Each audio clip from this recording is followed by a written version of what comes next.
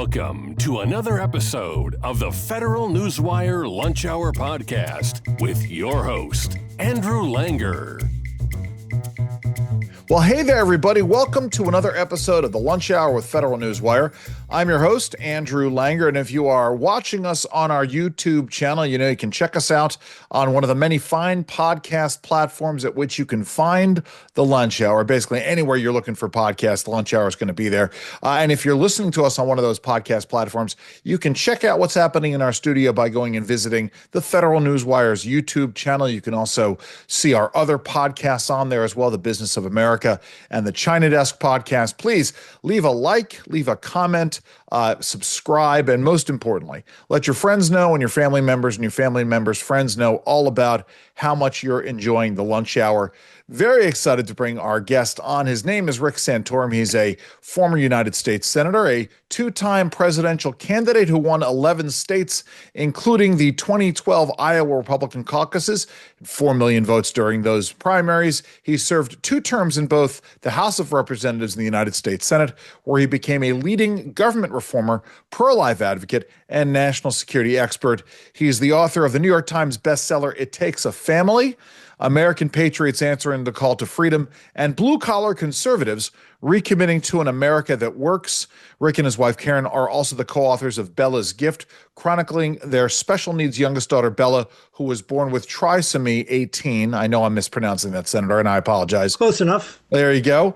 He is currently a Newsmax senior political contributor and a senior advisor to the Convention of the States. And let me ask you this, Senator. Let's start here with something really general.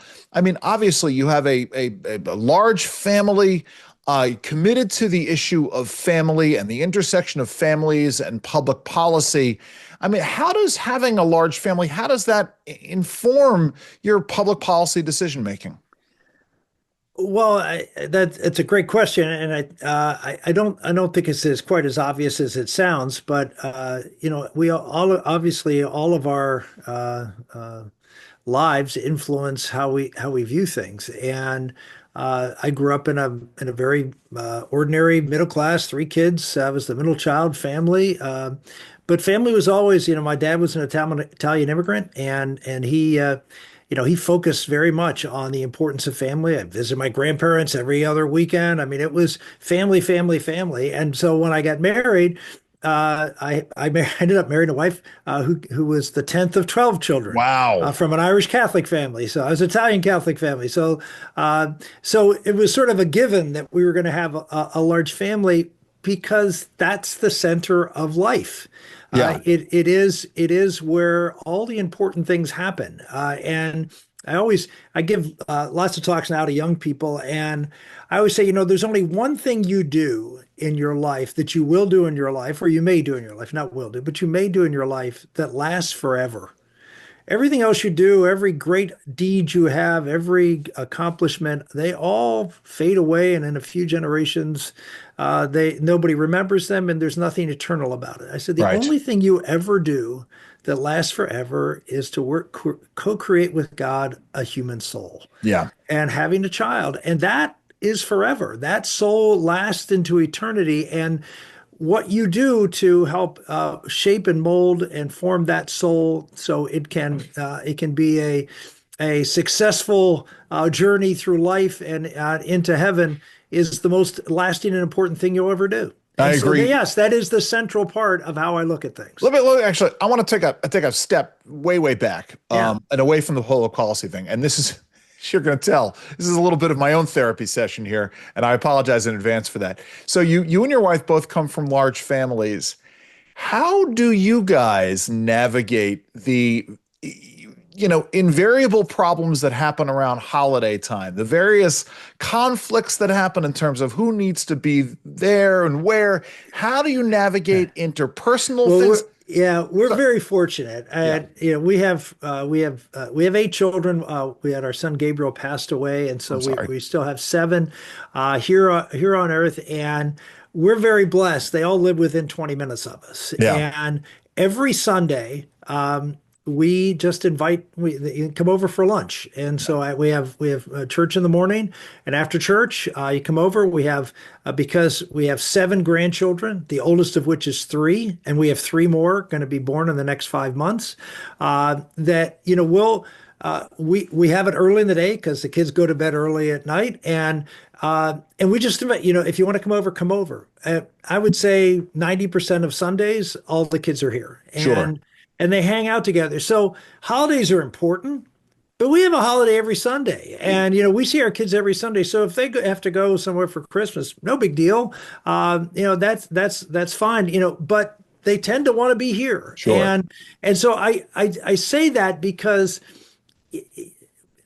we are such a transient society, and Yeah. we're such a materialistic society. We just think about, wow, success is all about what great college you can get into and what great job you can have and where you can go and what you can do. And success, obviously we have a very successful family. My kids are all doing well. They're in businesses and Right. they're doing great.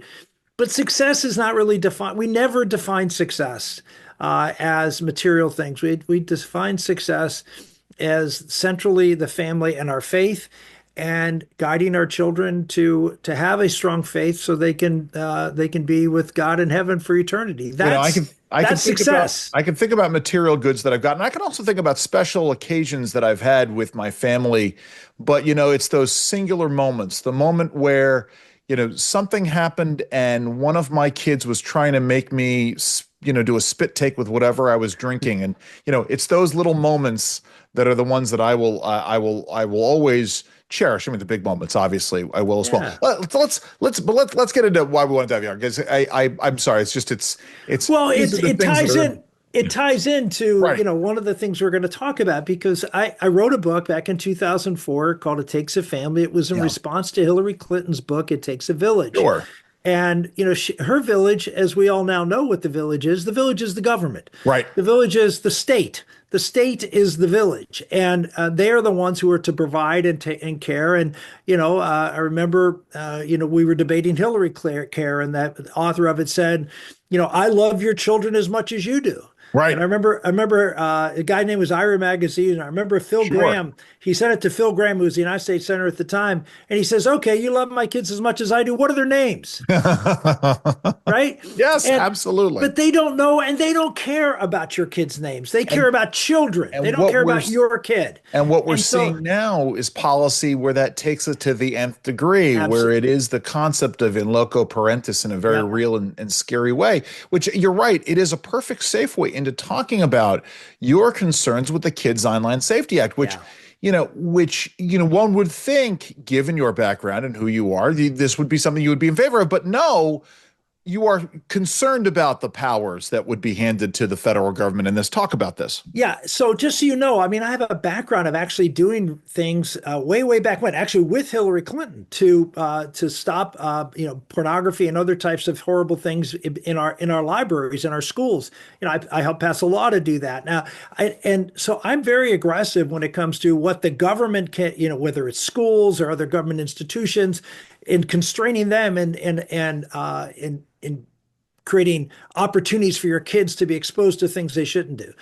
This is different. This is actually regulating content, private sector content, social media, content on the internet, and giving government power to decide what is appropriate for your kids to see and not see. And that's where I draw the line. That's not what we should be doing. That's not what conservatives historically have done. Look, I get it. People feel frustrated. They feel overwhelmed. Parents are just, what can we do? And so, of course, the answer is always, we've got a government answer to solve your problem. We'll take care of this for you. And conservatives used to not believe that. Right. And we used to say, no, this is your responsibility. We want to empower parents. Here at the other side, we're talking about transgender and we're saying that the state should stop this, puberty blockers and other things. And so to me, that's carving, you're doing something is harming children, and you want to stop people from harming children. And you want to empower parents to stop children, but you don't want to empower parents to harm children. Right. And Yes. so, and so there's a difference here because they say, oh, well, we're doing this, to protect children on this. Why can't we protect children here? Because we should be empowering parents to, no parent, at Right. least I don't know very many, who want to expose their children to things that are horrible. And if they do, well, that's child abuse, in my opinion. But that's a decision that parents get to make. It's not a decision that we get to make. Well, plus, at the end of the day, it's very simple and cut and dry when you're talking about medical procedures and you're talking Exactly. about those things.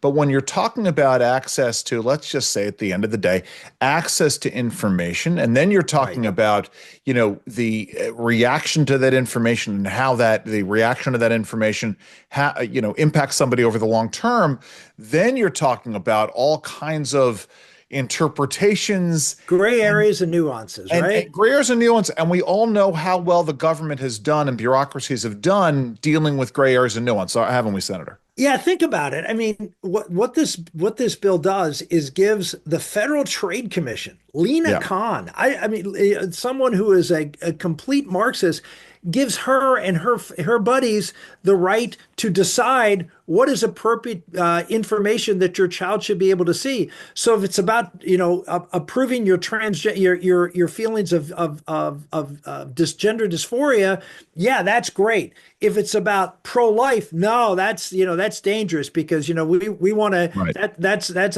a horrible thing. When did conservatives feel comfortable? And you can say, well, Trump's in there now. Well, he's in there for 4 years, and who's next? But even then, the idea that we are going to punt to the government to decide what type of information our children should be eligible to see.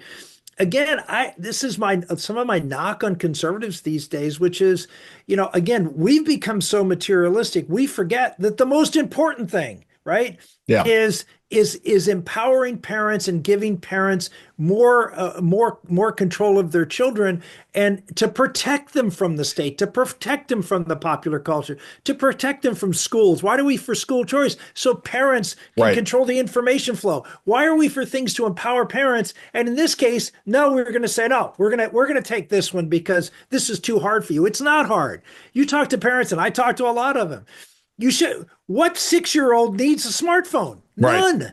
Right. Right. And you can say, well, we have no way to control. Well, you shouldn't be giving them the phone in the Right. first place. How about parenting? I will tell you something. We have relatives who we don't see very often out in the Midwest. And we saw them last year, and maybe it was a couple summers ago, and their kids don't have any kind of tablet, no smartphone. It was the most refreshing Yeah. thing on the And they world to go be able outside to and play.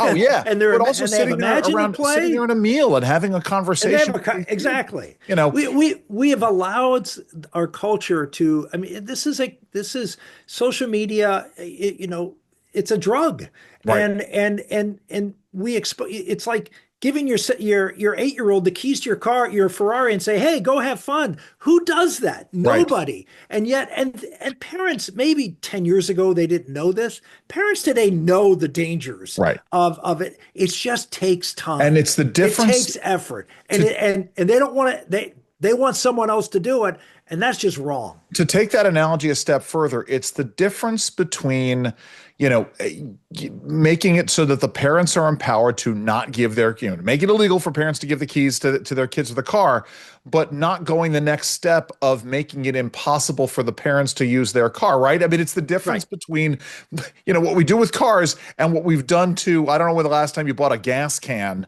to fill up your car in the case of an emergency Oh my scenario. gosh. Well, but it's like, it's the most complicated thing. And Yeah, it really is absolutely. higher math. That's what we've done. In fact, something, listen, because you spent enough time in and around public policy, part of this has to do with the precautionary principle. We've spent a lot of time talking about this idea that we have to prove that something is safe before we can use it in the marketplace, in the real world. This is part and parcel of this, isn't it? I mean, it's and how this trying to ameliorate all risk has really skewed the way we work in society, hasn't it? Absolutely. Yeah. I remember at a hearing. This was 20 years ago. I was at a hearing in the Finance Committee in the Senate, and we were talking about welfare reform. And I know this sounds a little disturbing, but No, follow no, me on this one. please. And people were saying, oh, well, these people, they need childcare and they need this. And I said, well, what's wrong with people struggling a little bit? What's wrong with not having everything provided for you? What's Right. wrong with suffering? We all are so averse to suffering and sacrifice. It's just, but that's life is suffering. The Right. question is, are you suffering for something worthy? Right. Are you suffering because because of debauchery and sin? And the answer is we've stopped the noble. We've stopped appreciating the hard things and to sacrifice and do the things that are necessary, and without government giving you a hand or making things nice But again. it also is Parents about need to fight. it is also about that provision of the material good, the focus on the Yeah. material out there, right? This idea that you're going to get your cell phone, you're going to get access to the computer, you're going to get this, that, and the other thing, but you're going to do it on what the prevailing power structure wants you to do it. That's the trade-off. We're going to give you your dopamine hit, right? We're going to give you this salve, but you have to do it on the government's terms, right? We're going to give you free transportation, but only where we want you to go and only on the schedule that we want you to have. I mean, this is to me, it's very Orwellian at the end of the day. I think you would agree with that. Absolutely. And it comes back to the basic point. Conservatives used to Right. actually believe this stuff. And now we see this huge effort on the part of so-called conservatives to increase the role of government in the lives of children and Right. families. And I just don't get it. There may be things we can do in government to help empower parents and maybe make things easier for parents to be able to do this. But at the end, the focus, and that's why I wrote the book, It Takes a Family. I wrote about the centrality of family policy for Republicans. That Right. if Republicans, you can't have small government without strong families, because if the family breaks down, guess what? Guess what gets bigger? The government, because it has to pick up the pieces and care for those. I mean, we see it in every neighborhood in America where families have broken down. What do you have? You have government everywhere. Right. And so the idea was we need to stop saying, well, families are broken, therefore we have to have government. No, no, no, no. We need to stop that and say, okay, look, are there going to be kids who fall through the cracks because we don't stop all this bad stuff? Sure, there will be. Right. Are there going to be kids who fall through the cracks if we do it? Yes, there will be. The question is, where should the power belong? Right. And what is the best in the interest of the family, of the child, and of society as a whole? And it's not getting government more involved in your kids' lives. It's interesting, and I want to come back to the unintended consequences of a law like KOSA in a second. For those of you who don't know, I think I may have teed it up at the beginning, the Kids Online Safety Act, which is this bill that is supposed to hands the government all kinds of power to deal with internet, so-called internet safety. But this issue of empowerment and families, and of course now I've of course forgot where I was going with this question. Happens all the time to me. No. But that's just it. I mean, let me go to this. The unintended consequences, because, and then I may remember what it was that I wanted to say, Sure. the point that I wanted to make. Because at the same time we're going down this road, there are all kinds of things bound up in this power that we would give government, namely the idea they're saying that there's not going to be any kind of an ID verification requirement, but there is this duty of care where somehow they're going to have to check, and then they're going to have to retain that information. There are huge privacy concerns associated with that, as well as data security concerns with that, aren't there? Yeah, and they say, oh well, they have all your information anyway. Well, it's No. one thing if by engaging in commerce with them that your information is captured. It's another thing the government requires everybody to give that information. But by the way, not a lot of people don't engage in those things. Now, probably not as many as I'd like, but the reality is there's a difference between the private sector, giving you something in exchange for your information for free, if you will, and then the government requiring Right. it as a condition of use. Right. I know. I think that's very true. It's so funny, just as we're recording this, one of my guilty pleasures as I watch old episodes of the Rockford Files on Oh TV. boy. Every James they're Garner. on. Yeah, yeah. And there was last night, there was a two-part episode about this very issue, about the interplay. I know it sounds weird. We're talking about the mid 1970s, Yeah. about the interplay between government and data privacy, and sort of uncovering this vast conspiracy in that regard. Again, heavy stuff for the Rockford Files, but 50 years ago, they were thinking about this then. Let's shift gears a little bit because I want to talk about your other one of your other books, the Blue Collar Conservatives Recommitting to an America That Works. You were prescient in sort of looking down the road at what was happening. Of course, obviously coming out of Pennsylvania, you saw directly the impact of expansive federal regulatory policies on the economy, especially the economy affecting blue collar workers. Talk about that a little bit. Yeah, I would make the argument that I was being ahead of your time isn't great in politics, by the Right. way. It does. Being behind the curve and Sure. understand and catching the wave is different than out there, Listen, those of anticipating. us who don't deal with the partisan political stuff anymore, we appreciate those who are prescient and Well, I think I was, it takes a family. Obviously, what I talked about yeah, was that, in the next 20 to 20 years, the left was going to try to destroy the church and destroy the family, and they do it through gender and the LGBTQ a movement, and with destroying marriage, destroying families, destroying parenthood, and all these types of things. And I hate to say it, but the only thing I was wrong about is it happened faster than I thought it would. But right, in the same thing here. I mean, it was obvious to me that that the Republican Party was changing, not because Republican elected officials were changing, but that the people who were willing to vote for Republicans were changing because of the thing I just talked about. The culture was changing. And everyone talks about the economics and when I talk about blue collar conservatism and Committee to America Works, I do talk about economics, but I also talk, and a really important part is the change in the culture. And what was happening is, because of cultural shifts, suburban Republicans, the folks who were the bedrock of the Republican Party, were no longer Republican. yeah, Because of cultural issues. And the people who were downstream of culture, the folks who were most affected by the breakdown of the family and the change in the moral compass of America, were working men and women who, couldn't send their kids to therapy, or couldn't take them to another right, school, or couldn't deal with the problems that suburban wealthier families could, because they don't have the resources to do it. And they were seeing the impact of the left's policies yeah, on them. Yet Republicans didn't really talk to them. They didn't really talk to working people. And I remember back in 2012, and I wrote it right after I ran in 2012. You mentioned, I won 11 states and, almost got the nomination.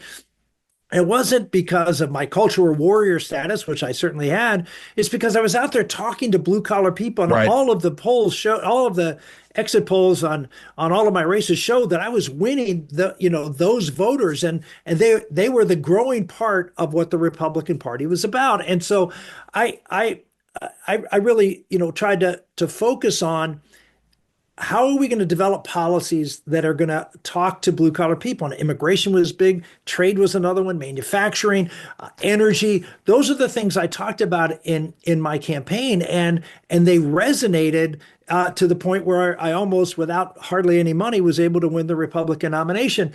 And it was obvious to me at the time that this is where the party was going. And so I wrote a book about it and said, this is where we have to go, or otherwise we're gonna be wiped out. I mean, if we stay the economically pro growth, and all we care about is cutting taxes and not about who actually benefits from those tax cuts, we're going to be Right. the Whig Party pretty soon. And it turns out that I was doing an interview in New York back in 2014, the summer of 2014, when I wrote the book. And a guy named Donald Trump reached out to me and said, "Hey, I heard you on the radio. I'd like to talk to you." And so a couple months later, I was in New York, and I walked into his office, and he's sitting behind his desk, and he's holding a copy of my book, and he says, "I read your book." And I said, "Yeah, you didn't read my book." He said, "No, I read your Oh, book. It's a great book." And I said, "Yeah. The hell you read my sure, book?" yes, Yeah, sure. He said, someone needs to run for president on this book. And I said, well, it's interesting. I said, I'm thinking of doing that again. He said, well, so am I. Okay. And so we spent, the better part of an hour talking about a lot of things, but talking a lot about the book and talking about, how and he got it. I mean, he absolutely got it. And he said, you don't think I'm a blue collar guy, I'm a wealthy guy and all this. He said, but I go out on my construction sites and the blue collar guys love me. I talk like they do. And he was absolutely right. And he did something I couldn't do. I mean, I tried to run again, but he was able to break the media muzzle. When I ran for in 2012, and this is just tells you how brilliant Trump is, or how his own white prescient. What the media did is when I went out and ran, they never talked about any of the stuff, trade or energy or manufacturing. They just said, oh, Rick Santorum, he's the pro-life guy. He's the pro-family guy. And they would never cover anything I said or did. Well, Trump was able to break through because he was so controversial that they actually covered him live. They cover everything that he says. They cover everything he says. Right. And so they're waiting for him to say something controversial so they can jump on him. But in the meantime, people are hearing our message, right? The blue, the fact that immigration can be damaging to those at the lower end of the economic spectrum, and that we need to have energy, good private. Time out, Senator. Time out. When you have the Fed chairman over the summer into the fall admitting that very point, I mean, that's amazing to me that this is where we've come in the 30 years since NAFTA, that we've now got which I voted against. Yes. And so, look, I mean, I've been pretty consistent about that, which of course gets you, that and $5.95 gets you a cup of Starbucks. But the bottom line is, it's something that I knew was going to happen. I just saw the cultural changing and the impact on the culture and who was going to be affected by it. And I always said that this is not everybody said, well, it's white working class folks. And I said, why does it have to be white? I said, these are blue collar people, and actually a higher percentage of them are black and brown. And the reality is that's a natural constituency. And again, Trump is showing that to be the case. Once you get through all of the race-based politics that Obama brought back to this country as to the fore, Republicans under the future after Trump, I think will have a tremendous opportunity to be the demographic future of America. I'm smelling an op-ed here because I was about to ask you a question about whether or not the movement is a common sense movement. But let me shift it a little bit, because the difference between, as the recent Rutgers study shows, and something that I have been talking about for years, the DEI movement, which I would say that the Democrat Party is now the DEI party, is all about division. Whereas inherent in the concept of common sense is it's something we all share. It is the common sense we all have.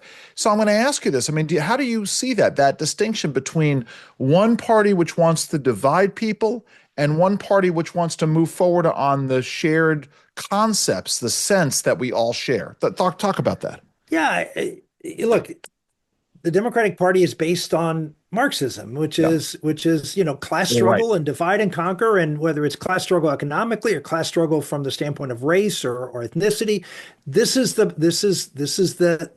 center of who they are. They're leftists, they're Marxists, and so that is the future of America. It will always be class and struggle and division. That's their playbook.